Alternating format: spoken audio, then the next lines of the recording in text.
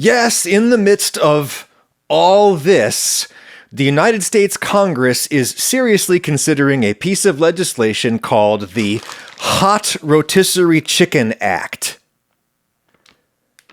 I was part of a Hot Rotisserie Chicken Act in college. But anyway, this started off as like a standalone bill, and now the House has added it as an amendment to this year's Farm Bill, which means it's probably gonna pass. And I guess I'm fine with that, though I do think the whole thing is a little silly. It'll help some people for sure, but it is little more than a publicity stunt for reasons that I will get to. There is a lot of important stuff we can learn about how government food assistance works by going deep on this silly bill with the silly name. So let's go ahead and do that. The biggest, but not the only way that we give food to poor people in the United States is through the Supplemental Nutrition Assistance Program, SNAP. Some old-timers like me still call it food stamps, because back in the day, the government sent you these physical paper coupons that you could use to buy groceries. They looked like Monopoly money, and they came in like $1 or $5 or $10 denominations. You would take those to a store that accepted food stamps, which was a lot of them, but not all of them, and you used it like money, except that it was money that you could only spend on groceries. They gave you your change back in more food stamps, or if it was less than $1 in change, they would give you normal coins. If it sounds like a hassle for everyone involved, that's because it was. Stores basically had to be ready to accept two totally different kinds of currency at all times, and it was really visually obvious to all of the other people waiting in line that you were using food stamps, and it usually took extra time to pay with food stamps, which made everybody behind you in line mad. And everything got better in the early 2000s when we moved to a card-based system, EBT cards, electronic benefit transfer. You use them just like a credit card, and the government just fills it up for you every month. The typical monthly benefit is about $200 per person. Even if you are opposed to government social welfare benefits, you have to marvel at the efficiency of the SNAP system. Just as you have to marvel at the efficiency of Helix Sleep, sponsor of this video. Helix makes premium mattresses and bedding that are customized for your body and shipped right to your door, rolled up in a box, free in the US. Memory foam, springs, firm, soft, medium, like the Helix Dusk that we've slept on for years. I was out on the West Coast for a thing this other week, and it is wild how spoiled I am by my Helix mattress. When I'm away, my body aches for it. Literally. Take their quiz to find out which model is right for you and your partner. Also, check out the new Comfort Adjust cooling pillow. You make it less firm by unzipping these flaps on the sides. Pretty super nifty. Great for guests who might want a particular firmness. Invest in a pillow that you can customize to your body over time. Hit my link or my QR code to save 27% off site-wide with their exclusive Memorial Day partner offer. 27% off site-wide at helixsleep.com/Ragusia right now for Memorial Day. Thank you, Helix. Anyway, even if you are philosophically opposed to social welfare benefits, you have to marvel at the efficiency of the SNAP model in the US. If you want to hand out food directly to the poor, you have to build a whole nationwide supply chain. We already have a nationwide supply chain. It's called grocery stores. And so it's much more efficient to just give poor people money to shop at grocery stores. But a complication arises when one considers that grocery stores don't just sell groceries. Grocery stores sell magazines and flower arrangements and cigarettes and little toys they dangle right at grabbing distance for a toddler who is riding in the shopping cart. And depending on the state, some grocery stores sell alcohol.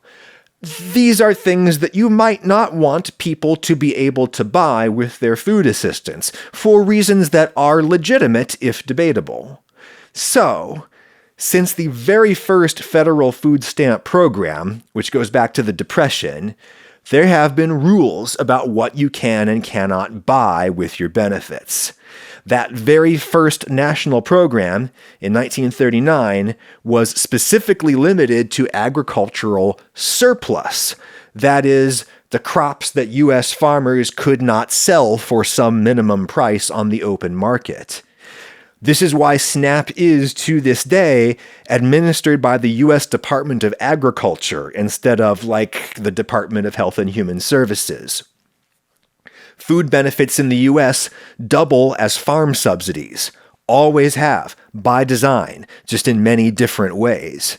There's this thing that still exists today called the USDA Commodity Foods Program that started out as a way for the government to buy surplus products like milk to stabilize the price for farmers. Use the government as the buyer of last resort. And the USDA would process and package these foods and send them out in bulk as a kind of supplement for people who are on food assistance.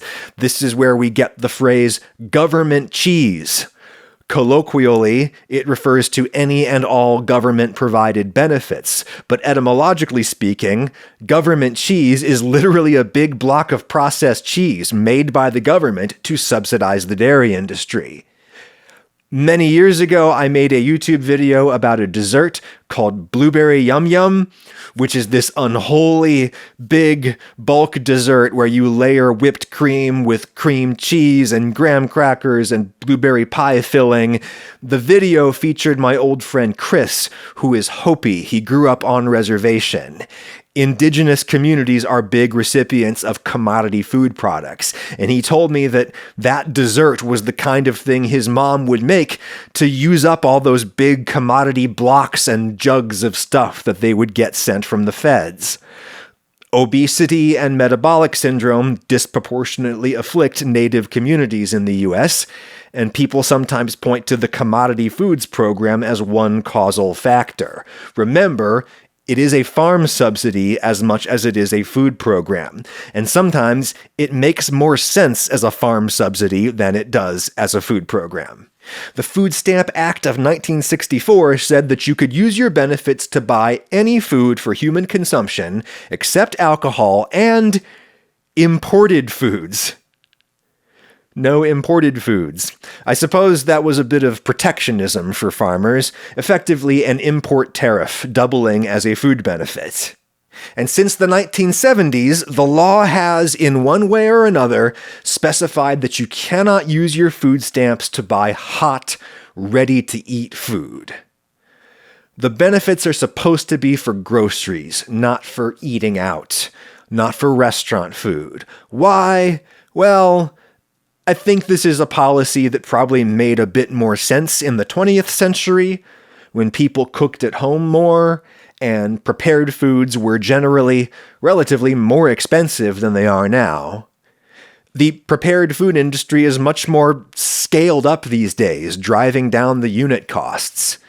It's still probably cheaper to cook at home if you know what you're doing, but we live in the real world, where a lot of generational cooking knowledge has been lost, a lot of generational cooking habits have been lost, and poor people are often working multiple jobs outside the home, and they don't have time to cook. More than half of households with children receiving SNAP benefits are working households. Yes, some SNAP recipients are unemployed, but not all of them, not by a long shot. And a lot of the recipients who are unemployed are not working age. They're kids, or seniors, or other people who you wouldn't expect to be working, disabled people. Of the working people on SNAP, a lot of them are working multiple jobs, spending hours a day on the city bus because they can't afford a car, or they can't afford to live in a walkable community, and they live in a food desert where it's not profitable for supermarkets to operate, etc., etc. And you can imagine that a person living that kind of very common American life might need to rely, at least some of the time, on cheap prepared foods. Cheap takeout, at least some of the time.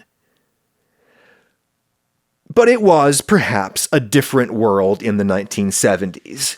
and Congress didn't want people using government food benefits for restaurant foods, which were considered a little more inherently luxurious back then. Now, forget for a second whether you agree with that policy. Just ask yourself, as a practical matter, where would you draw the line between prepared foods and groceries? Are cornflakes a prepared food? I mean, kinda. They are ready to eat. But cereal is a grocery, right? Why? How about a can of soup? It's prepared, but it's a grocery, isn't it? The common denominator is that they're not hot, at least not when you buy them. Restaurant food is usually served hot, to be consumed immediately, on site, or on the street, or as soon as you get home. Are there exceptions to this rule? Yes, absolutely. But probably the best, simplest way to draw a bright line, a bright legal line between groceries and prepared food is with temperature. So, if we look at the food stamp language from the 2008 Farm Bill, which is still in effect now, food that can be bought with your SNAP card is defined as any food or food product for home consumption, except alcoholic beverages, tobacco, hot foods, or hot food products ready for immediate consumption, other than those authorized pursuant to clauses yada yada yada. What clauses are we pursuing here? Well, there's a whole bunch of exceptions, mostly for old people, sick people, and homeless people.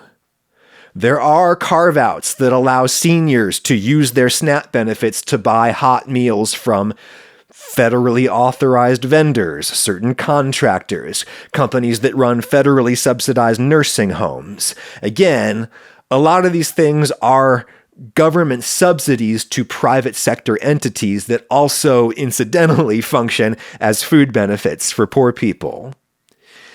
And even if you aren't covered by an exemption, there are all kinds of workarounds for this hot food ban.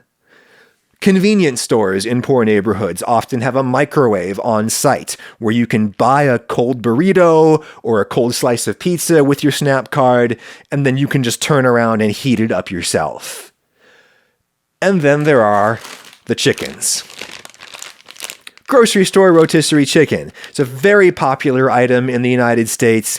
I think it may be the cheapest, widely available source of ready-to-eat protein in our entire food system. Grocery stores often sell these birds at a loss, what they call a loss leader in business. They roast the birds in-house in these big, easy-to-use rotisserie cases. They fill the store with this big, delicious smell that brings in customers. The customer buys the chicken, which is very often a chicken from the fresh meat case that was about to expire anyway. And so this is a way for the store to minimize that loss. The customer buys the chicken, and they're probably not just going to have chicken for dinner. They're going to buy drinks and sides at a much better profit margin for the store. And retail is just like gambling in that the house always wins. Grocery stores that serve lots of SNAP recipients will often chill some of their chickens down so that they can be bought with EBT cards. And sometimes they'll even have a microwave right there for the customer to heat it back up again. Sure seems like a silly, pointless hoop to make everybody jump through, right? But then again, I would argue that if you want to draw a line between groceries and takeout, you will end up creating some gray zone that people will inevitably exploit. That doesn't mean the rule is ineffective. It just means that people are going to bend it a little, and that's the cost of doing business. If you want to have speed limits, you have to accept that people will go 5 or 10 miles over that speed limit with impunity. You just factor that in when you're setting your speed limits. That doesn't mean we have to accept where prior generations of lawmakers have drawn the line between eligible and ineligible foods. Enter the Hot Rotisserie Chicken Act of 2026. This single-page bill simply inserts the words hot rotisserie chicken into the definition of eligible food products that we just read. That's literally all that it does. Hot rotisserie chicken is the only hot item that this bill covers. All other hot foods are still off limits to your typical able-bodied working-age SNAP user. The bill is sponsored by a bipartisan group of ostensibly centrist legislators, the most famous of whom is Senator John Fetterman from my home state of Pennsylvania. I've watched Pennsylvania politics my whole life, and so Fetterman's been on my radar since he was the mayor of Braddock. Wow, his career has taken some turns. We cannot know if his stroke changed his personality, but we do know that strokes sometimes do change people's personalities. Fetterman is thus quoted in his own press release, quote, "America's best and delicious affordability play is Costco's $4.99 rotisserie chicken. It's one of my family's favorites, and I'm proud to join this bill." That's a little weird, right? A U.S. senator plugging a specific company's brand? But it is true that the $5 Costco chicken is sui generis. I don't think anybody is selling a cheaper chicken on the national level. I got this one at the Food City for $8.99. And Costco is as close to a benevolent big box dictator as we have in our corporate community. They pay their people pretty well. And they stood up to some corporate coercion from the Trump administration last year when every other big company folded like a cheap suit. Hashtag not an ad for Costco. So why do I think that the Hot Rotisserie Chicken Act is kind of silly? Well, for one thing, it only serves a certain kind of poor person. A suburban and disproportionately white kind of poor person. That's just where the Costcos are. That's whom they serve. It's generally not the kind of place that you can take the city bus to. And imagine taking all those bulk goods back home with you on the bus. I mean, I'm sure there are people out there who do that, but it's not the norm. Plus, Costco is a discount club, which means that you have to pay an annual fee to shop there. Once this bill passes, most of the other rotisserie chickens that will be bought with SNAP benefits are probably going to be sold at supermarkets, which, again, often do not serve the inner cities or remote rural areas. So to me, this kind of seems like a bill for John Fetterman's kind of poor people, if you do take my meaning. And it feels a little bit like an election year stunt. I mean, here I am talking about the Rotisserie Chicken Act because Rotisserie Chicken Act is fun to say, and it'll make people click on this video. The less token, more meaningful version of this legislation would be something that lets you buy almost any kind of hot food with your SNAP card. And such a bill does exist. It's called the Hot Foods Act. It's from Democratic Rep. Grace Meng of New York. Her bill will not become law this year. Fetterman's bill about the chickens probably will. And I think that is revealing about whom our current Congress serves and how seriously they take their jobs, which is to say not very much. Because while they are throwing the hot chicken bone to their suburban voters, they are simultaneously cutting funding for SNAP by a lot. And fewer people are getting SNAP benefits. According to USDA data, the number of people getting SNAP benefits dropped by about 3 million, 8% of the total, over the second half of 2026. Trump's Agriculture Secretary, Brooke Rollins, goes on Fox News and touts this decline as an accomplishment. She attributes it to a crackdown on fraud. She does not have evidence to support this claim, or if she does, she has not presented it publicly. Rollins went on Fox the other day and breathlessly announced that in one state alone, 14,000 SNAP recipients also own luxury cars, including Maseratis, Ferraris, and Lamborghinis. Her source for this remarkable claim is an analysis of USDA data performed by the Foundation for Government Accountability, an allied conservative group. If you go to this actual report on their website, they do not show their data or explain their methodology very much. It is certainly not at a scholarly level where you can go back and trace every single thing they did to come to this conclusion. One thing about the data that they're working with is that it is anonymized. There's no names attached to any of these data points, and so we cannot investigate what's going on with any of these people, or even if they are real people. Indeed, the authors of this analysis explicitly acknowledge, to their credit, that some of these people on SNAP benefits who own luxury cars may be the victims of fraud, not the perpetrators. They may be identity theft victims. Somebody used their social security number to buy a car, to hide the asset, or to launder the money or something. We do not know if these SNAP recipients are the same people driving the fancy cars around town. All we know for sure is that the USDA has recently made it harder to get SNAP benefits. They've put extra hoops into the process. Maybe that has weeded out some fraudsters who did not really qualify for benefits. Or maybe this has just discouraged some eligible people from using the benefits to which they are entitled. It's probably both, because that's how these things usually go.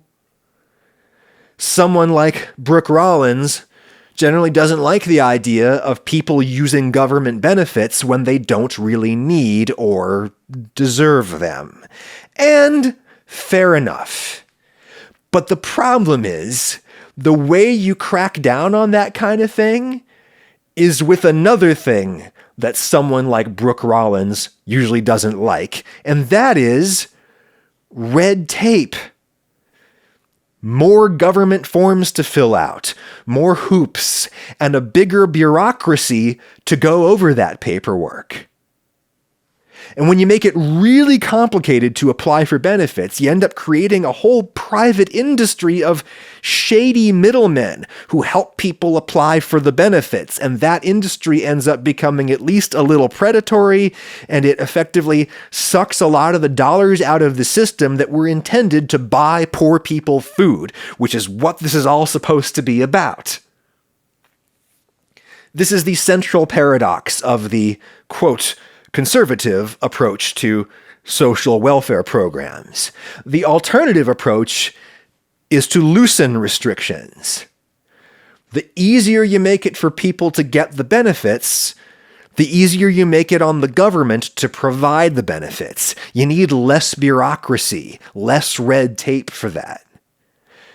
More of the people's tax dollars go directly to the benefits instead of going to the bureaucracy that administers the benefits. Now, the flip side of that is that when you get more permissive, more liberal, you end up giving benefits to some people who don't really qualify for them. And maybe that's a price you're willing to pay? The cost of doing business? At least you're paying for food and not for paperwork.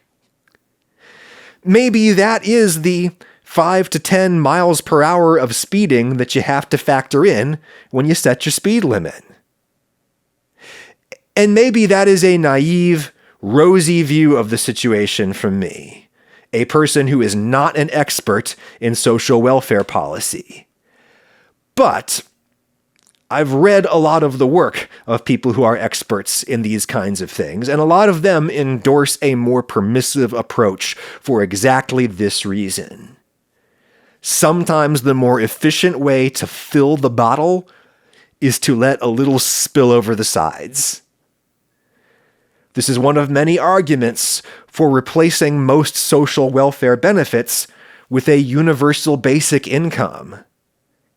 Benefits that you pay to literally everyone, not just those who can prove they're poor enough.